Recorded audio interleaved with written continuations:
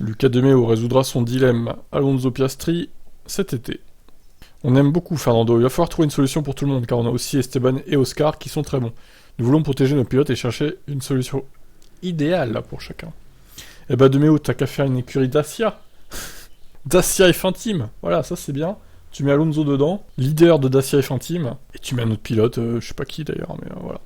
Une belle solution, non? Qu'est-ce que vous en pensez? Non, mais au pire, il remet Renault, tout simplement, l'écurie Renault, avec Alpine, du coup. Non, mais après, voilà, ça coûte trop cher d'arriver en Formule 1, il faut payer 200 millions. C'est un peu dommage, quand même, cette nouvelle règle. Donc je pense que le travail que Fernando a fait et qu'il continue à faire est incroyable. Ce n'est donc pas une solution facile pour De Meo, cependant. Avoir 3 pilotes de haut niveau à considérer est un luxe pour Alpine.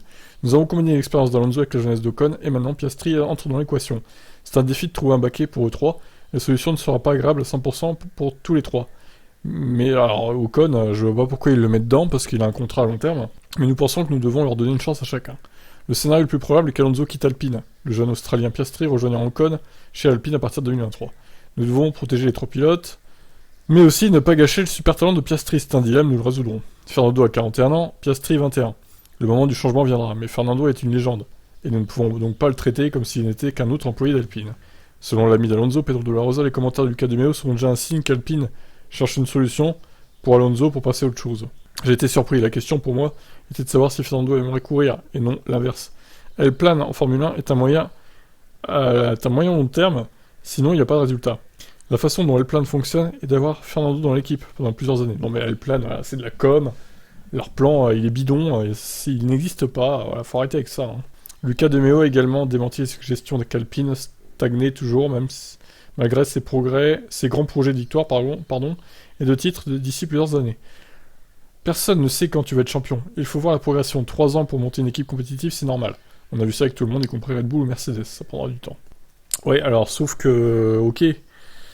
Alpine, ils partent pas de zéro, quand même. En 2020, Renault a fait une bonne saison. Mais on a connu, en 2021, une régression, en termes de performance, j'ai trouvé, moi. Sauf sur la fin où c'était pas mal, j'avoue. Mais au début, c'était compliqué, quand même, Alpine. Hein. Donc, quelle solution pour Alonso écoutez, Aston Martin, ça se voit que ça. Aston Martin pour remplacer Vettel. Je vois pas où est-ce qu'il pourrait aller ailleurs, mais alors est-ce que c'est un bon choix d'aller chez Aston Martin? Vu les performances actuelles de cette monoplace, il galère tellement pour avoir des points, cette écurie là. Alpine, il galère moins quand même. S'il finit sa carrière chez Aston, ça va être dur pour Alonso quand même. Et pour ses fans. Donc bon. On sent quand même que De Meo, il a envie de jarter Alonso et de prendre Piastri. Hein. Parce qu'il sait très bien que Piastri c'est l'avenir, et Alonso, bon bah voilà, désolé, mais c'est un peu le passé quand même. À son âge, bon. Écoutez, à voir ce qu'ils décideront. Vous en pensez quoi, vous? Ciao.